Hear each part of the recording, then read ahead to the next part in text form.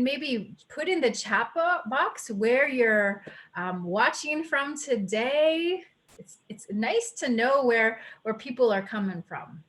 But we'll give it about 1 more minute and then we'll get started.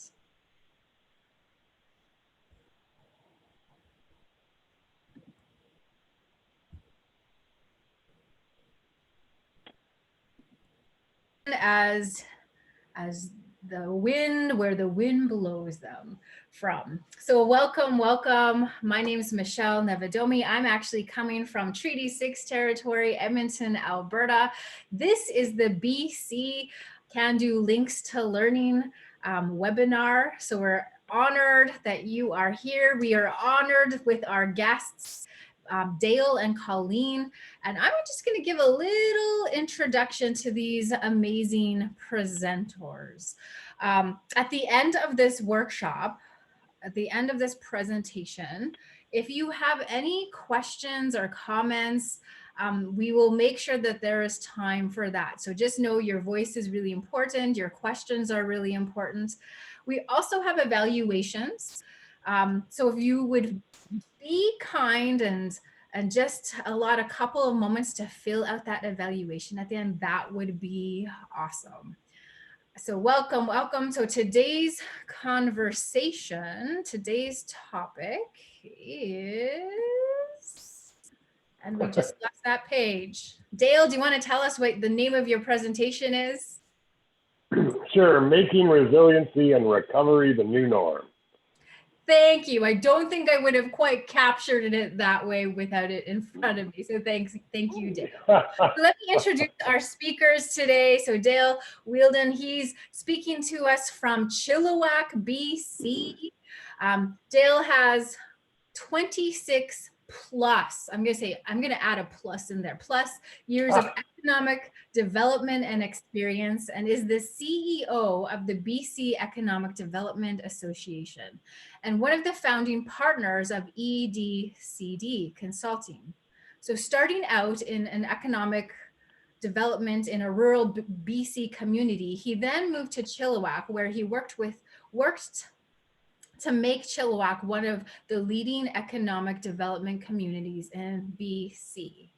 Wow. He's in demand as a speaker with a presentation style combining humor with simplicity for understanding complex issues. And I personally can attest, because I listened to him speak this morning. That is very true. We are in good hands. And next, I am honored to introduce Colleen Bond, who is a certified economic developer with 24 years plus of economic development experience. She has extensive knowledge in building economic development programs for business retention and expansion, business attraction, and foreign investment attraction. Colleen has worked from grassroots to government organizations in a variety of community development and capacity building roles, earning awards along the way. Awesome. So Colleen co-founded EDCD Consulting to provide consulting services to economic development agencies at all levels of government. And I believe that this workshop is timely, it's relevant, it's very important, especially as we're finding our way through this pandemic, COVID-19 that we are in the midst of. So we are really honored that you are here. We're honored that our guests are here to bring their expertise, their wisdom, their knowledge. So we welcome you both, Colleen and Dale. The floor is yours. All right, thanks very much. We're happy to be here. I'm calling from on the line from the Stolo Nation, on the lands of the Stolo Nation. So happy to always work out of that area.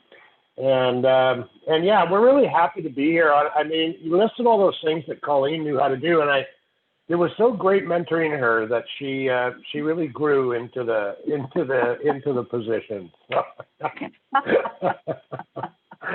Yes, it's that vast age difference. So that's true. Oh yes, yeah. 30 days. Or actually, should we make that 27? I believe it is. So yes, we're always happy to be here. We're always happy to talk to people.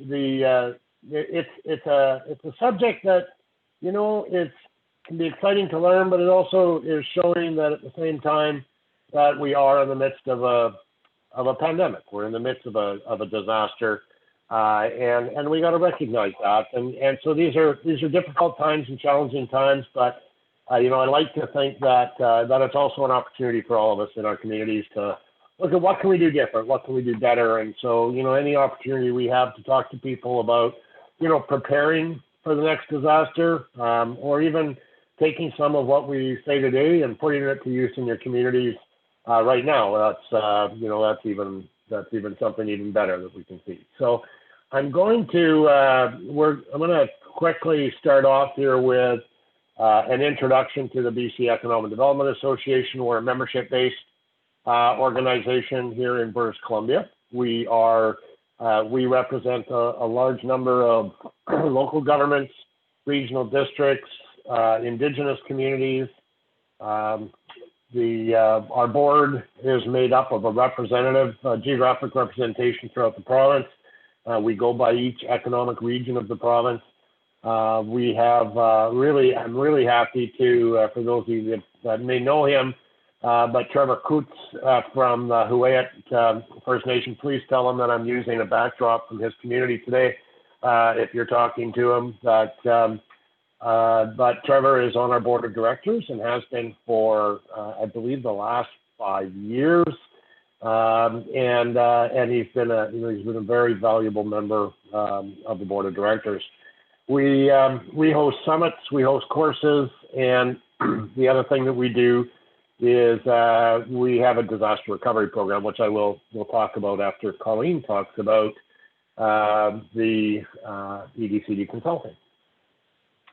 Right, yeah. So we are, Dale and I have our partners in economic development consulting firm, EDCD Consulting. We've been running that for 13 years, going into year 14 in January. So, and they said we would never last, Dale. But here we are. Yeah. We focus on smaller rural communities. That's sort of where our passion is actually, and helping those communities reach their economic development goals with regards to doing strategies, resident attraction, workforce development, all sorts of different things. And even in the 13 years that we've been doing it, things have evolved as to what our focus has been over these 13 years. One of the things that we're certainly focused on more often than not in the last, I'd say about 5 years now, is the disaster recovery piece. It's something that we got into, 5+ years ago, but I would say the last 5 years it's certainly become more predominant in what we do to help communities. And that's an unfortunate part of our job in some ways, because a lot of times it's going into communities after the disaster versus sort of that pre-planning that we really like to talk about, and we really like to recommend and encourage that communities do. And that's what we're going to talk about today, is that pre-planning part of economic recovery. Great, yeah, it has been an unfortunate part of the fact that we've moved into a lot into that area. Actually, before I move on, and something I'd actually meant to mention right at the very beginning today, I think everybody should send in their chat box a happy birthday to Danielle. It's her birthday today, her 21st birthday, and it's great to wish her a happy birthday. So and the fact that she is spending it with us even says a lot about her. So. The BC Disaster Resiliency and Recovery Program was established originally back in 2012 with the Burns Lake mill explosion. We send in teams of economic development officers and other resource providers into a community following a disaster only when we're asked. We don't just all of a sudden show up in a community, but we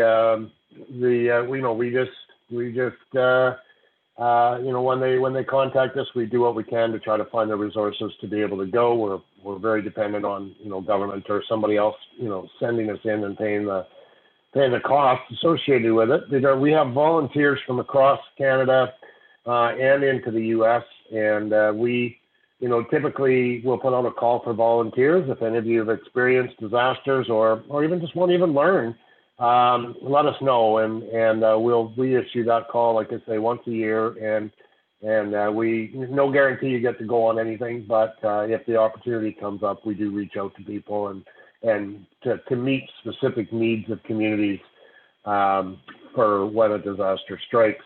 So we've done projects in Burns Lake, as I'd mentioned, with community of Burns Lake and the Devine First Nations, and the mill. After the mill explosion, we went up and we did a recovery plan for the community.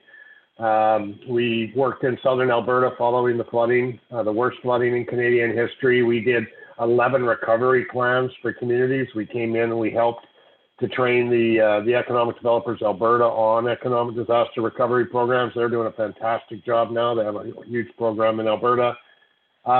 We've helped write the U.S. Economic Recovery Framework in Washington, D.C. We've been involved in the wildfires, and we'll talk a lot more about the rest of these a little bit later on. And then, of course, have been very active through the COVID-19 program, establishing our initial program back in March 12th, the day after the global pandemic was announced by the World Health Organization. So let's talk about a disaster. And in fairness, we've always talked about disasters in those big terms of fires, plant closures, hurricanes, floods, whatever. But we haven't always got down to the level of the pandemics. And with all of the communities that we've been in, and we go into communities, we've helped a number of Saskatchewan communities and others sort of help them, put the meat together for a plan for their own community. It's never once been brought up where people are saying that it's a pandemic. They typically focus on what type of a disaster might hit their community. They're thinking maybe an agriculture disease or windstorms or wildfires or ice storms or tornadoes and hurricanes. We have seen a lot in the past around terrorism hitting communities, the loss of a major employer. And we're going to give you an example of that out of Saskatchewan. You're talking about explosions, sort of similar to the Burns Lake incident, or even worse or even more common than not is cyber attacks. And we're seeing that's the fastest growing form of disasters, actually, are cyber attacks. And when we talk about pandemics, the wildfires, and all those other things, but the ones that businesses in particular, and even government, are being hit with the most are the cyber attacks. And communities and businesses need to be prepared for that. Some of you may remember, for an example, under cyber attacks, is city of Baltimore in the United States was hit with a cyber attack where they literally lost the city out of their own system, and they allowed them back in after they paid a significant amount of Bitcoin in order to get the system unlocked. And they're just one of many cities that have been hacked and taken over. And so that, we need to be better prepared for those types of things as well. And have you thought, of course, of those unthinkable things? I mentioned pandemic as being an unthinkable, but there's also other things that can happen, like this picture of the car through the front window of a restaurant, in a plaza. That shuts down that portion of the plaza. It shuts down that restaurant. It impacts those employees. It impacts, the community, especially when you've got a situation. And I think of, I even think of, for an example, in Ashcroft, where there's the Tim Hortons and the gas station at the top of the hill, and it's run by the Ashcroft Indian Band. And, something like this happens and shuts down their operations. It's an accident, but accidents happen. And we need as businesses, but also as communities, of how can we step forward and provide assistance. And then, of course, there's the photo on the left, which is the downtown Toronto, where there was a terrorist attack, and a guy got in a van and drove the van down through the street and ran over a bunch of people. But in that, in turn, like the city of Toronto told us, they were not ready. They were not ready for when that happened. And how do we deal with those businesses that were now shut down because people couldn't get to them for a couple of weeks while the investigations were continuing, and what kind of assistance can the community provide? And again, that's where it's so important to be planned as to how you can step in when you need to step in. And then, of course, that whole big unexpected thing is that pandemic. And as I said, you know, we like to talk about how we tell communities they need to be prepared, but in reality, we never really talked about pandemics, and we don't want to say that we did, because we didn't. And, you know, as much as, you know, diseases and that might be something that we think about, when you think of the impact that a COVID-19 has had, you know, this is a pretty major hit to any community. I don't care where you're located in the country or in the globe. I mean, you're impacted by the pandemic. Colleen, you want to cover off these? Yeah, well, we can talk about some of those impacts here with COVID. You know, one thing that certainly has come out of this is the tracking of data with regards to that economic impact with COVID. And sometimes when, you know, the disasters are more locally based or in one particular community, we don't get that type of data as to what's really happened economically to those communities or that community on its own. But certainly COVID has given us all of that data. So just really quickly here, so the Bank of Canada is projecting that the GDP is going to be about 7.8% for this year. It'll go to 5.1 in 2021, but it's going to be the following year before the GDP is what it was pre-pandemic. So that's going to be 2022 before we'll see that. And all these numbers up here are Canada-wide as well. So the unemployment rate in October was 8.9%. That was only a very slight change from the September numbers. And employment job-wise increased by 84,000 jobs in October. Since May, employment has been increasing on an average of about 2.7%, almost 3% per month. But overall, we're still down total employment numbers from February. But if we look at those employment numbers just a little bit more, it's, you know, we look at the retail sector, which has certainly opened up over the last couple of months. They are resuming back to those pre-pandemic levels. Wholesale, trade, professional science and technology, and educational services. All of those sectors are actually exceeding pre-pandemic employment levels. So those sectors are doing quite well for various and different reasons, but they're ahead of the game from where they were back in February. Transportation and warehousing, as well as construction, though they did come back early on, they've started to stall on their employment levels. Consumer confidence is at about 80% of pre-pandemic levels, and individuals are starting to feel more confident with regards to their own personal finances. They're feeling more secure in their job. And real estate, they're quite confident in real estate, with about 44% of individuals expecting that the value of their homes, their real estate assets, that they're going to increase over the next 6 months or so. So these are strong consumer sentiments, but you know, as Canada is starting to get hit by that second wave of COVID-19 cases, these confident numbers will likely drop down a little bit over the next month or so. Retail sales, it has grown for the fourth straight month, and this is August to August, so 2019 to 2020. But the growth continues to be certainly in retail with regards to building and garden supply sector, as more and more people still are working on their homes and their yards. Food and beverage and gasoline, that has certainly continues to have some growth. As more and more people, again, are able to get out and about, whether it's just more regionally or within their province anyways.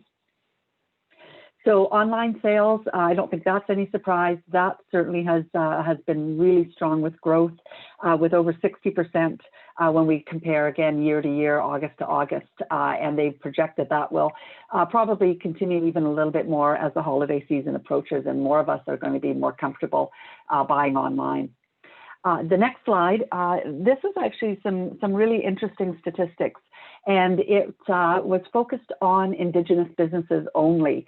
And it was done in, the results were released in June, so the businesses were surveyed in April and May. So that was really kind of early days, only in the first couple of months of the pandemic. But some startling numbers right off the bat. 91% of those businesses said they were experiencing a negative impact with COVID. 76% were seeing a decrease in revenue.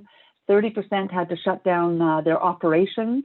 And almost half of those who were surveyed are going to be applying and have applied already, if that number is spot on, for government assistance. Because as I said, this goes back to May and April when we were, when these businesses were surveyed. So it'll be interesting to see how these numbers line up today. But 2/3 of their businesses, that's 68%, they've seen an impact to their staffing. So whether that's a complete layoff or at minimum, it's going to be reducing the hours of their staff. And of course, that in turn really impacts a community's local economy directly. The next one here, that's a bit more encouraging at 12% of those businesses that can rapidly scale up or pivot their businesses to take advantage of any new opportunities. You know, it would be really more encouraging if we could see that number up around, you know, 1/3 of the businesses or even half of the businesses or more. That would be awesome. And then the last three are not as good as we would hope, with 44% of the businesses surveyed saying they will likely fail, which means close their business, right, after 3 to 6 months. So that time has already come and gone with regards to these survey results. And the other one is, you know, 10% couldn't last for more than a month, and 2% at the time had already closed. So really significant numbers there, and it would be interesting to be able to get an update on these numbers. You know, we're 8 months in now, and where were they? You know, what happened to those 44% of businesses?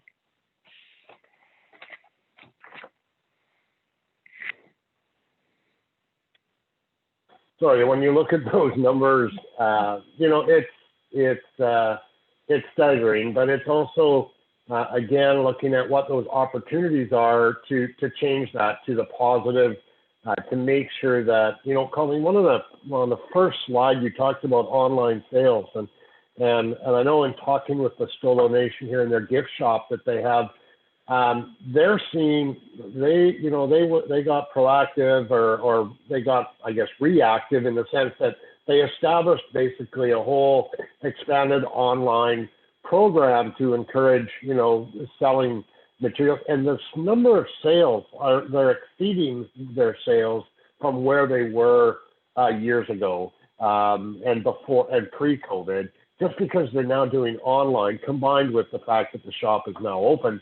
But so they're seeing those increases that we really want. So is your community ready? And one of the sad things is that most communities were not ready for COVID. But the reality is most communities are not ready for any disaster.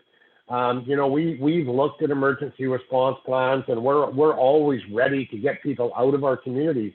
But are we ready to get people back in? Are we ready to rebuild that economy after, you know, the shock of a shutdown or like what we're experiencing now, and so that, you know, we know that communities are not ready no matter what type of disaster hits, never mind if it's COVID or not.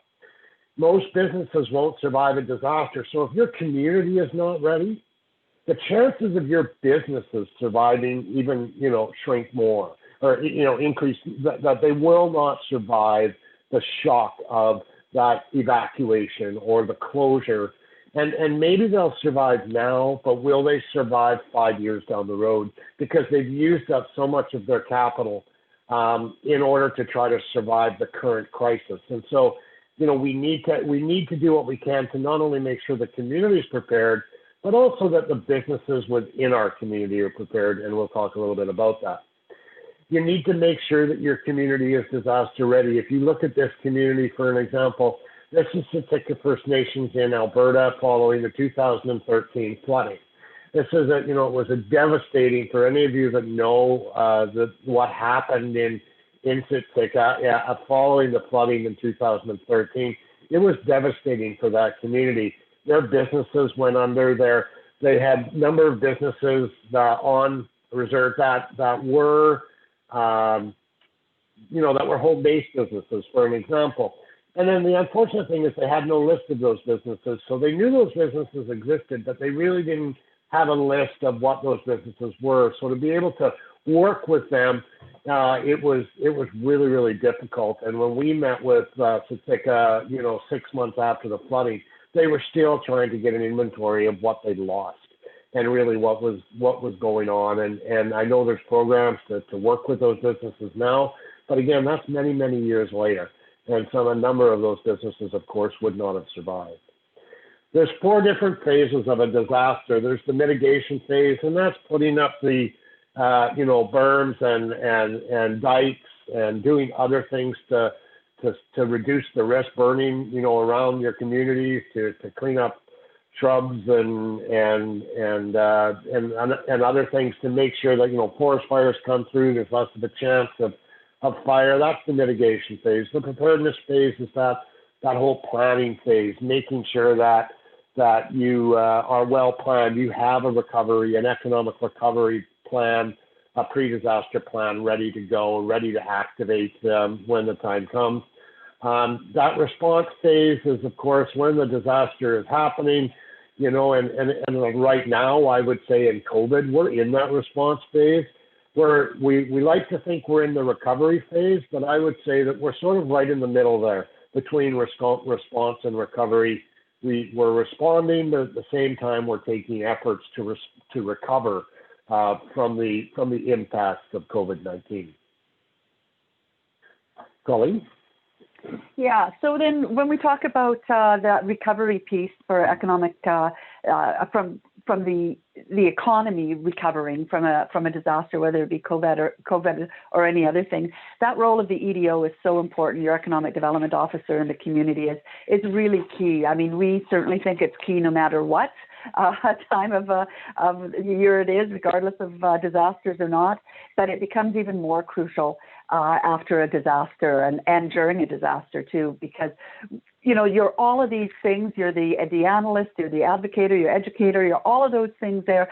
But the key thing that really pops up during disasters is that communication piece. You're the one who's going to bring together the different folks in the community that really need to be at the table for your economic recovery. You're the one who should be talking to your businesses and giving them the messages as to what's really happening. You're the one who should be communicating what programs are available for your businesses or for your residents, even to some degree. You're the one who needs to be that go-between between local government and your business community. So that communication piece and you being a communicator, I mean, we can't talk about it enough as to how important it is during a disaster and post-disaster as well. And again, it's going back to that preparedness. In order to be able to have that role of communicating or even in responding, you need to be prepared for that. You need to know how your community is going to be impacted by a disaster. Is it, and it also depends on what type of disaster. So again, going back to where we maybe never talked about pandemics, but you talked about other types of disasters. How will that community be impacted by a flood? And how will that impact businesses? How will they be impacted by a fire? And how will that impact businesses? You need to have that sort of an inventory of what those risks are.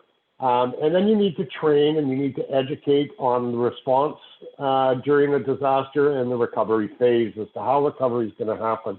You can do things like engaging your business community. And again, I want to emphasize that it doesn't matter whether you have, 1,000 businesses on your lands, or if you have 2 businesses or 1. You need to make sure that you're prepared. You can work with them because you want that business to open again. You want anything that that's supporting your economy and your community to be up and running as quickly and as safely as possible. You're going to help them do things to be ready themselves. You're going to have a plan for a business recovery center. When you have, a number of businesses, again, whether they're home-based businesses, and many times communities don't look at home-based businesses as businesses, but they are. they're creating income for that one person or two people or a family. They are businesses in your community, and you need to be dealing with them and need to be working with them. You need to understand your provincial and federal resources. And I will tell you that in British Columbia, because this is a British Columbia session, our provincial resources are weak, and where there's changes being made. The government's working really hard at trying to improve the programs that are out there. When they had to deal with the flooding and the first wildfires in 2017, it was a scramble to try to have the programs, be effective. And some of the work that we've done, we've really put forward suggestions on changes that need to be made to the programs that are there. We'll talk about those in a little bit. Then there's that recovery phase, that fourth phase of disaster. We like to think it's the most important phase. It can last a long time. It can last 6 months to a year, but it can last decades. I mean, in Alberta, in many of the communities that were impacted by the flooding, they still have recovery programs taking place. In New Orleans, since 2005, they've had a recovery program in place since Hurricane Katrina. And these communities, it takes a long time to recover. And of course, during that time of recovery, you're hit with another disaster.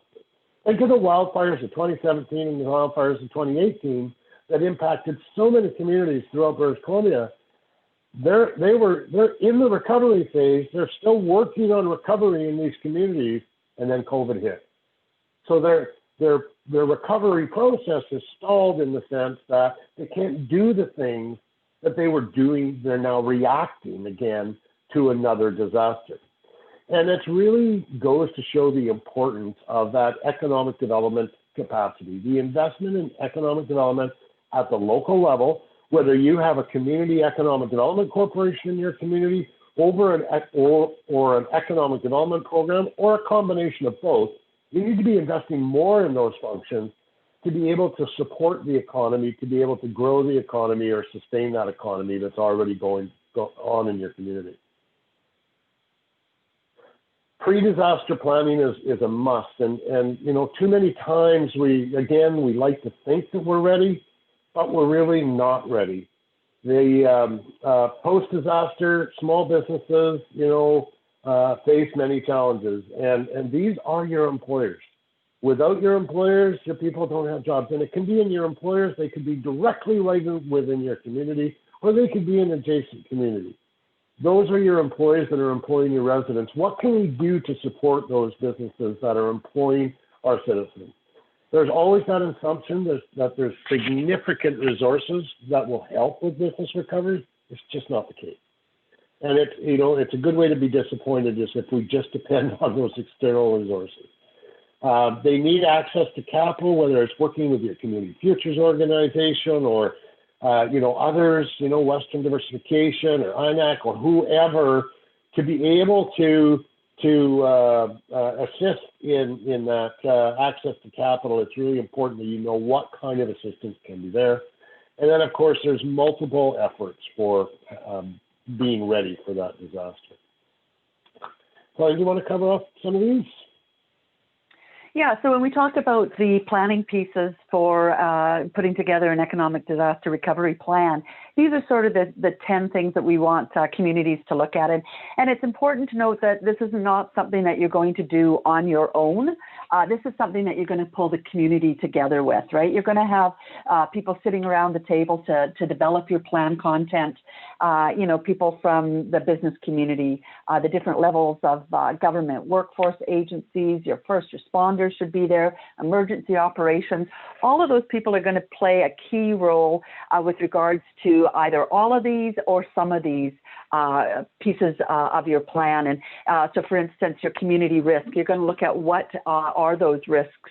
As Dale has said a couple of times, it's unlikely that we would have had any plan developed today that would have said something about a pandemic, but you certainly can understand that there's a risk of fire perhaps in your community, or flood in your community, or down south, the hurricanes that happen, all of those sort of things. So you really need to have a good understanding of what the risk assessment is for your community and your region, broader based as well. Talking about the business community engagement. So how are you going to engage with your community, the businesses in your community when the disaster strikes? Talking about a business center for economic recovery. So that's the place where if, for instance, Grand Forks had a flood and their downtown was pretty severely damaged with some flooding, and some businesses had to relocate outside. There was some assistance that they needed. If the main office for economic recovery or local government was down in that area and they got flooded, where would they assist people, right? So you have to have a business center location identified in your community that is away from where you think the disaster could hit. So going back to that assessment, risk assessment piece. So pick an area, pick two areas, probably pick a backup area as well as to where that could be located, because you never know if you pick one area that might be damaged as well in the disaster. So also figuring out how to get your businesses back into the community. So one thing that we've certainly seen over the years is that, we're good at getting people out of the community, and usually what happens is we just let everybody come back into the community at one time. So there needs to be some sort of organization that those businesses that are sort of essential to maintaining some normalcy after a disaster. So your grocery stores, your gas stations, that sort of thing. Is there a system in place to get them there before we open the gates and let all the residents back in? Because they come back into the community, your residents, and they do need to go get groceries. They do need to fill up their tank, right? So making sure that there's a business re-entry system in place that can be identified that makes it easy for that to happen. Capacity building and workforce planning. Again, these aren't things you're going to do on your own. You really want to build that capacity of who can help out, what can they do, what is their role. If those businesses had to lay off a bunch of folks, or if they've closed, what's happening with your labor force? What's the plan for that? Building reuse and redevelopment. Some of those buildings are not going to be able to be used again. So what's the plan to get those back up and running as quickly as possible, right? What policies might have to be changed at the local level? Communication strategy, we talked about that a little bit with regards to the role of the EDO. But in a disaster, post and pre and during, that communication piece is so important. We want to make sure that your community has one message coming out, one clear message coming out that is reliable, that is relevant, that is timely, and as much as possible stops that rumor mill. So by being and making clear what your communication strategy is going to be, you can help to mitigate some of that. And then identifying the federal and provincial programs for recovery, as Dale mentioned, just knowing what those are and how are you going to get that information out to your businesses that need to know what they can apply for to get back up and running as soon as possible. Anything to add there, Dale, that I might have missed? No, you did. That was great. Yeah, I do think, just sort of going right back to the top, it's important to recognize under that risk assessment, you're wanting to look at sort of those things that, like Colleen said, all of those different types of disasters that might hit your community, but again, how they might impact your community as well. And one of the things that why we like going into a community and actually walking them through this plan is that they walk away with a good understanding of how they could be impacted as a community, and then how about recovering from it, because we provide templates on and different exercises throughout the day to actually develop those plans.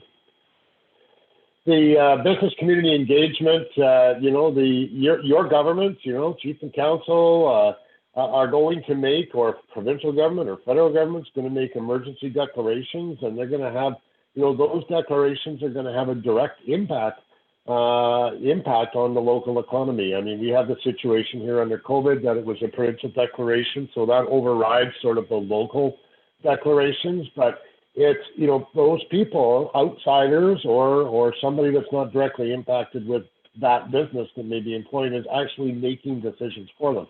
So they have to follow them. And so those, you need to know your businesses. You need to be engaged with them. So again, going back to where Colleen was talking about that communications plan, you need to be able to, make sure that you're communicating with them what decisions have been made and how it impacts them, and then potentially how you can help them overcome some of the challenges they're going to face.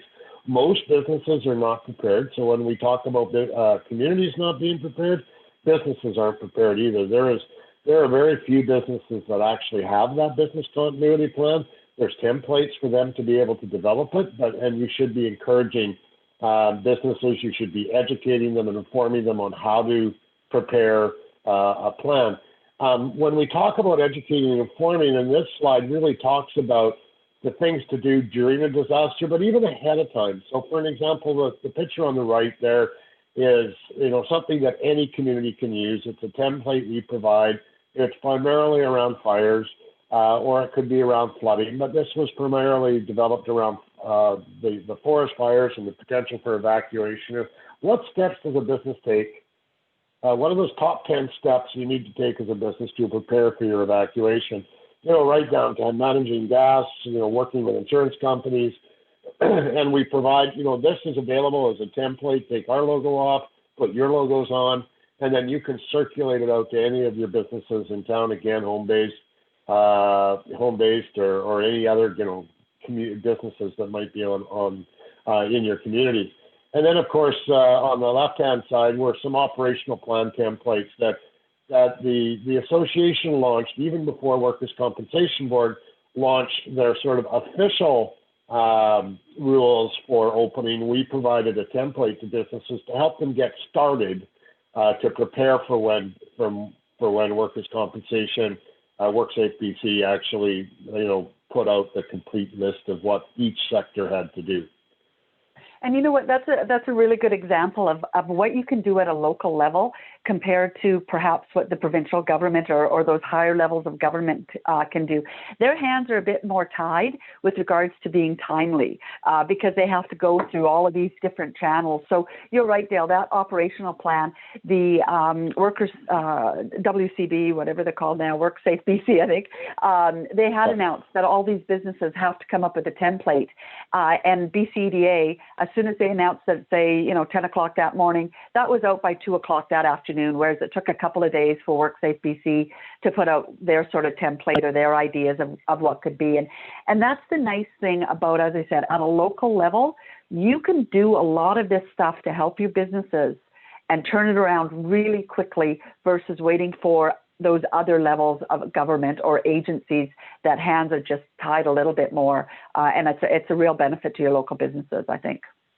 Yeah, and I mean, even the province recognizes that, the piece on the right side there, Colleen, was, the province actually said, hey, would you guys be willing to do this? Because we can't do it and we need to get this out.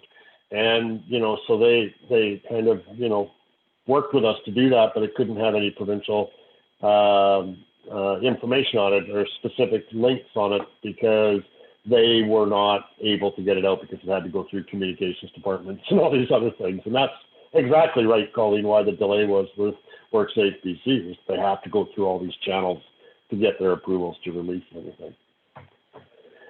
Disaster recovery is actually business retention. So we always tell people when we do our economic development workshops, and we have a variety of different workshops. We have sort of broad-based, full-day economic development workshops. We have short economic, the 12 things you need to know, and that one is like a 90-minute webinar that we offer, and it talks about sort of those 12 key things. Well, the number one thing you need to be doing in any community when it comes to economic development is doing business retention and expansion. Again, knowing the businesses that are in your community. The community cannot fully recover without that economy, without those businesses, the jobs that they create. And so if you don't have businesses, you don't have the jobs. And if you don't have the jobs, you don't have the people. And if you don't have the people, you don't really have a community. And that's why it's so important to be engaging with those businesses, no matter what they are. So many times in business retention, we get stuck on this, only talk to your largest employers, or only talk to people in the agriculture industry, or only talk to people in the manufacturing, or maybe you just want to focus solely on retailers. You've got to talk to everybody. You need to be engaged. And the nice thing about being smaller communities is that you can engage with every single business in your community. You can know more information about your businesses a lot easier than what some of the larger centers can.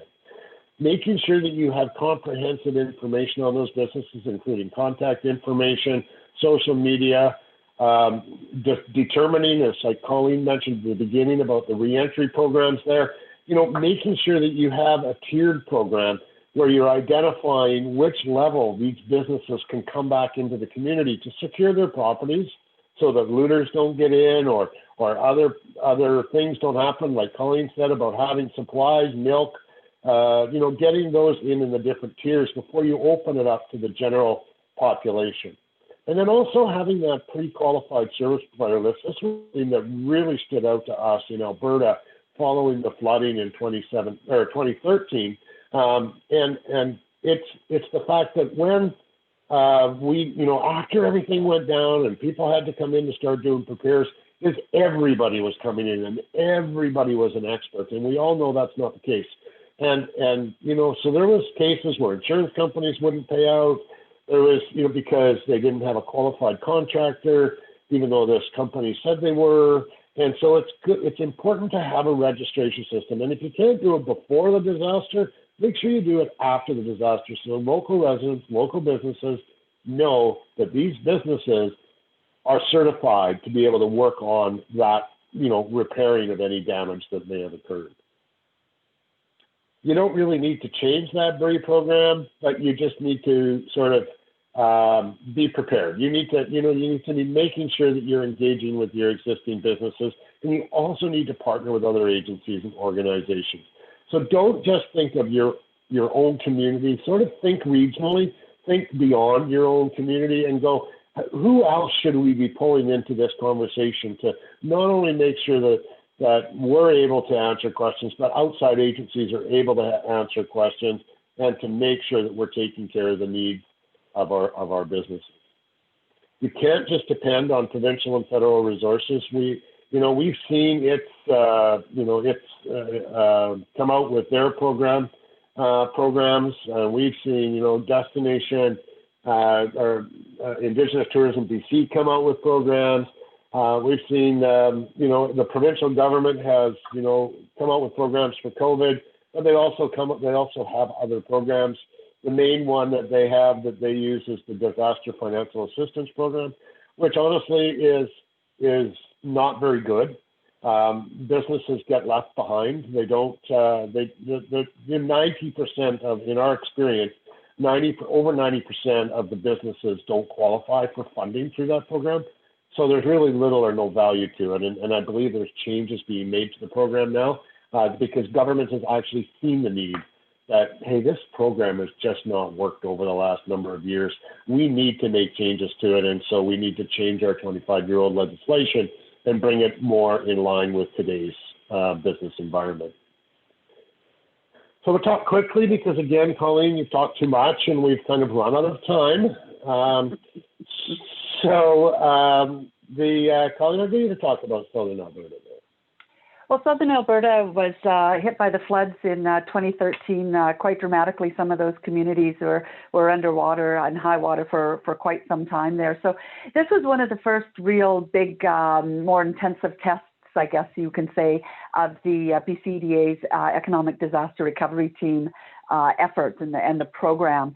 So we went into 11 different communities over a course of, I can't remember how many weeks it was now, Dale, but probably had about 30 plus volunteers that went into these communities. The volunteers were sort of on a revolving basis, different volunteers for different communities. And really what we wanted to do was come up with sort of a plan that we could leave them with for their recovery. And they, at that time, the plans were more economic recovery, or sorry, we're more economic development in general versus specific economic disaster recovery strategies. I will have to say that. But it was two things stood out for me on that. One was of the 11 communities, I don't think any of them had any economic development strategy. You can correct me on that one, Dale, but I don't think any of them had strategies in place at all. The other piece there was because we had such a large number of volunteers coming with us through all of these 11 communities, and we met with so many businesses and individuals who really, really did have damage to their businesses and had no idea how they were going to get back up and running, if they were going to get back up and running, if they would even stay in their community. They not only had their homes damaged, they had their residents damaged, all of that sort of thing. They had their family who was unemployed because they were working somewhere else in the community. So the health and wellness piece that goes along with disasters was really, really front and center in southern Alberta, I think, not for the first time, but just on a more predominant basis, I think, and our volunteers really, perhaps we did not a great job of preparing for that piece of recovery after a disaster. Great. So, and then the wildfires 2017 and 2018, the one thing, like Colleen said, that was when we went into Alberta, it was very early on in the whole recovery process, team process, the recovery program. We really learned a lot in that exercise. And then you learn more as disaster goes along, unfortunately. But in the wildfires of 2017 and 2018, the association, we were well prepared. We'd spent a lot of time and resources in making sure that if a disaster struck, we were prepared. In the wildfires of 2017, we were able to jump into action the day after the first evacuations actually occurred, where we launched our economic disaster program. We started reaching out to each individual community, as well as identifying, possible things that we could do to work with businesses. We immediately, of course, launched our resource guide for communities and for businesses, so that we had an ongoing list of resources available to businesses that was live, and businesses could sign on and click on the links and apply for programs right through the website. It was very heavily used. We also launched a hotline with Fortis. Fortis BC, where we had people anywhere in the province that were under evacuation alert, and we had a number of we had every community in the province that was under evacuation order or alert were on the list of communities that could phone in and were phoning in. Businesses from those communities were all phoning in and then putting themselves on the list of they were being impacted, and then we had volunteers around the province phoning those business owners back to talk to them about different levels of assistance that they might be able to access, to making sure that nothing was left on the table, that these businesses had the right to be able to access for support. In 2018, a little bit different. We didn't go to the hotline stage because the fires didn't get quite as bad in 2018. As they did in 2017, but we were still ready, and Fortis was prepared to do something if we needed to call into action. They were prepared, and again, they actually just launched this summer we launched a hotline with Fortis for COVID, so businesses were phoning the hotline for that as well. And again, the same thing, volunteers phoning these businesses. But we did everything in these wildfires. We did everything from getting hay to bring to farms. To try to meet the needs of farmers. We encouraged the Ministry of Forests, which they did, to buy fruits and vegetables from local producers, so that their products didn't go in the garbage, because we saw a lot of that happening. We literally went to evacuation lines with trucks to hand across supplies for businesses that were still behind the evacuation lines, but if they left, that they would not be allowed back in. So we were doing everything we possibly could to help everybody. And again, we had a great number of volunteers around the province that were willing to jump in and help us at the time. Colleen? Yeah, the Virgin Islands, U.S. Virgin Islands in 2017 had pretty much back-to-back hurricanes, Irma and Maria. I think they were 2 weeks apart, and they really did some damage on their islands there. And that island, or the islands, they're certainly really focused on tourism there. And, we talk about the length of time of recovery. It's only just been late last year that a couple of the larger hotels were able to open, and I still think there's one large hotel that still hasn't fully recovered. That's a picture of one of the hotels there and the damage in the foundation piece. So it just takes a long time for the recovery. We went in there because we wanted to see how businesses were communicated with and what were sort of the best practices and the recommendations that we could put forth to improve and enhance any of that communication with and engaging with their local business community. So what was interesting in there is there's an organization focused on economic development that is really client-based. So if you were a client of the economic development organization, you were well looked after with regards to communications, with regards to knowing what the programs were that could help you, that sort of thing. But beyond that, those businesses that weren't clients of the organization, they were kind of left a little bit on their own to struggle along and to find out, what's their best resources and programs for their recovery. So that certainly was a recommendation. And as we talk about business retention and expansion and engaging with your businesses, I think Dale did mention it. You've got to talk to everyone. I mean, everyone has to be included, and not just client-based for sure. But they did have some good programs. They had a nice simplified tiered entry system. So those first people businesses that were able to come in, more of those essential services, I think it was literally, they had a green card, right? Then the next one who were allowed in maybe a week later or 3 days later had a yellow card. It was really a simplified system, but it really worked quite well for them in their recovery. In Grand Forks, we went into the community not long after the flooding took place in 2018, about 6 weeks after. We took a first team in there. The province had asked us the community had reached out to the province and to ask us to be able to come in. The province agreed, and we went in, and our first team did a short-term recovery plan, sort of what can the community do right now to sort of recover from the impacts, what can they do to support businesses.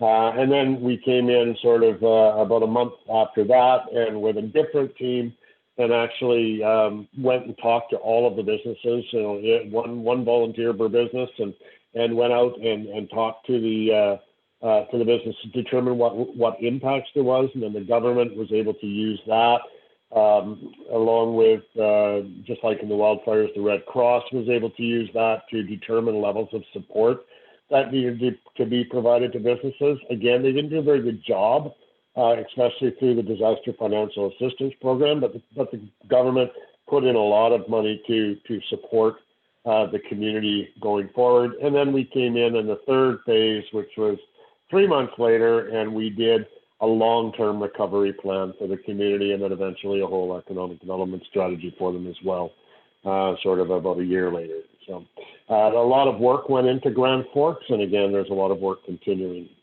in that area to help recover from 2018, because their whole downtown really was, impacted severely by water, and so much support just wasn't available. And then the Mariana Islands, Colleen?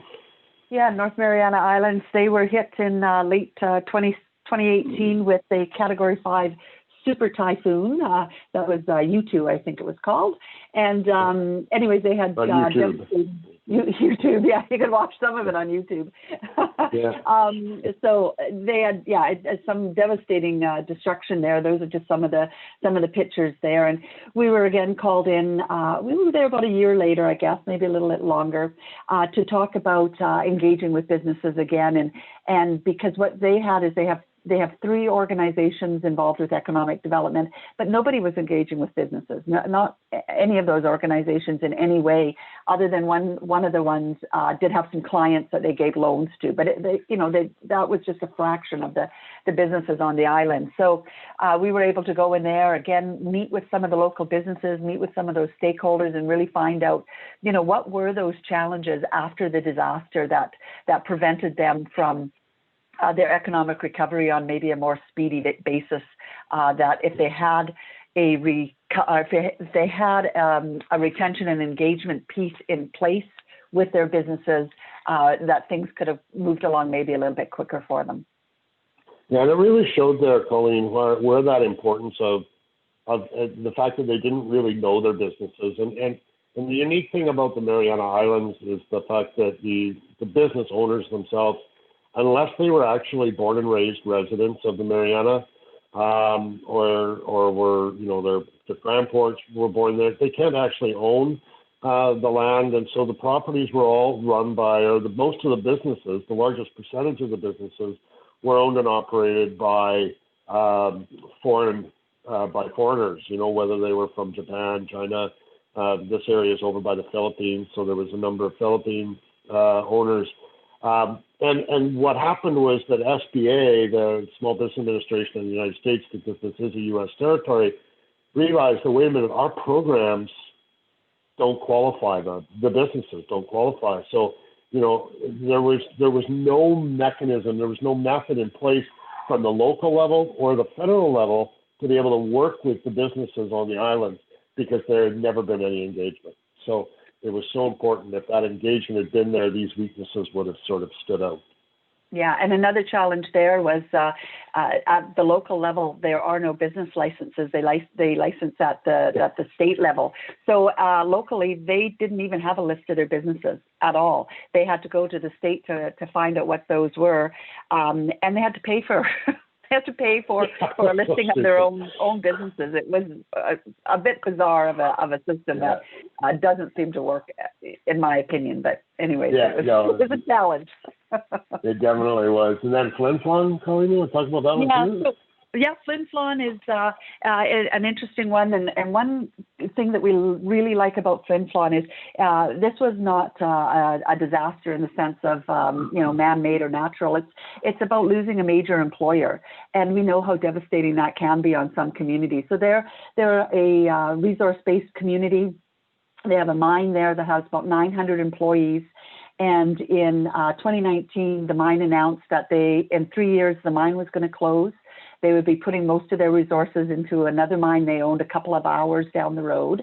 And the majority of those employees would either, obviously not have a job again. Some would move down to the other mine 2 hours, I said, down the road. But so what they decided to do is they've got this news now. They have 3 years of planning for this. So they decided to do sort of an economic recovery piece in the sense of putting together economic development strategies to help diversify their economy. And what else could they do to make sure that they didn't lose a lot of those folks that may leave the community because there's no other opportunities there. So it was a much more proactive way to do something with regards to news of a disaster coming. Right. So they had 3 years to plan for that. They got their plan in place last year. And unfortunately, they've lost their economic development individual, their point contact there. So they're struggling a little bit with some of the implementation. But it's just a really key piece that if you're fortunate enough, and they were fortunate enough for that mine to give them a 3-year leeway and notice of this, that there's some things that you can put in place to plan for that type of loss in your community. Yeah, one of the things that I really liked about this project was just how it was interprovincial, which we've never seen before. Two provinces that it's impacting, and the fact that you could get the 3 communities and the Peter Valentine First Nation, the Indigenous community, it's all 4 sort of working together for the overall good of the local economy. I thought it was just a huge impact. So Great. And then, of course, COVID, and we've talked about that. And just to continue on with what Stolo did, and as far as supporting their gift shop, is they spent literally $159 a month to do. They had never been doing online sales. They did online sales. It cost them $159 a month. There's about 50% of their sales so far this year is online. People ordering online now, and sometimes coming into the store to pick it up. But before it was mail order. Of course, they make more if they just come into the store to pick it up. So, I mean, just a good example of the types of innovation that businesses have had to do to get new businesses and get new customers. And I think as communities that we've had to create new programs, shop local programs, whether it's, the patios here in British Columbia for our restaurants or other things that we need to do to protect, for health and safety reasons, but also to protect those economic sectors that need to adapt to capitalize on, what economic opportunities might be out there right now with the downturn area. So I know we're over our time, so I think we're done there. We want to make sure that communities are prepared, during and after a disaster. And if we can help in any way, give us an email. We're happy to share resources. I think, Colleen, you had mentioned the last session about we have a manual on our website, and I would encourage people to download that website that manual because it would really help in putting together that plan. Okay, well, great. Thanks, Dale and Colleen, for your presentation. If you have any questions or comments, please feel free to unmute yourself and ask, or the option is to write it in the chat box. One piece that I kind of cling to for this afternoon was you kind of had those stages, those 4 stages, and how right now, as we're in COVID-19, this pandemic, we're still in the response phase. And I think even mentally that helps me just to kind of grasp that idea, because you're wondering how long, when's the end? So thank you for sharing that bit of information. It's really, really helpful and hopeful. There's some hope here. There is. Yeah. So it doesn't seem, so Dale had posted a link for a toolkit. I think all the resources, all the knowledge that we can collect is so important. It's capacity building. It will only help us to become stronger and more resilient. So thank you so much for your workshop this afternoon.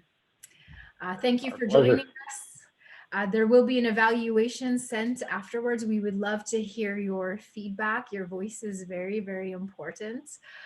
So as we go on to the rest of our day, may you be safe, may you be healthy, may you be happy, and may you walk with peace. So I thank you so much for joining us this afternoon, and take care, everyone. Peace. All right. Thank you. Bye-bye. Bye-bye. Thank you. All right. Thanks, Assad.